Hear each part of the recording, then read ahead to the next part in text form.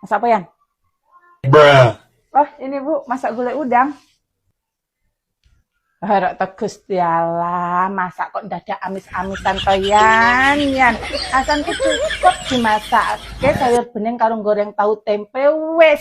Ora usah sing amis-amisan. Dek iki ya ora doyan Yan, gulai udang iki.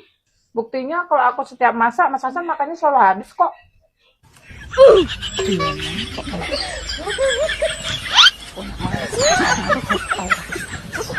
Aku lho, Mbok.